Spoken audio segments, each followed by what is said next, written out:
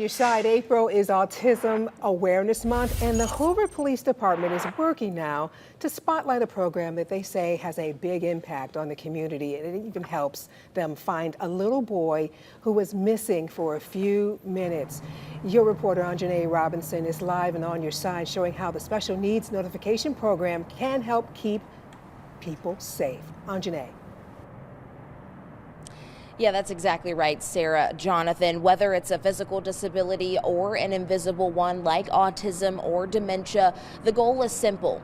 Help first responders, help those in need, as well as better serve everyone during a crisis. Now, this program also helps build trust and communication between officers and families. Now, when you sign up for this notification program, Hoover's 911 Center adds a special alert in their dispatch system. Now, that means when officers or firefighters are called to a home, they already have information on how best to help you. Now, the system stores important details like the person's name, birth date, address, emergency contacts, and any specific needs from sensory triggers to communication challenges. Officers, they tell me they were able to use this program recently to help a child who had wandered off.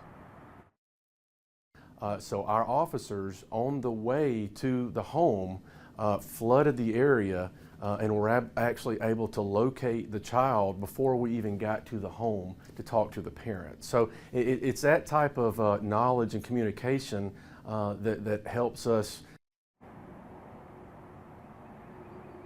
Now, in that specific case, it helped officers reunite that child who was on the autism spectrum with their family. Now, I've included all of the information that you need to know about signing up for this program in this story in our WBRC News app. Your reporter in Hoover, Anjanae Robinson, WBRC 6 News, on your side. Anjanae, thanks. 6 on your side with new equipment coming to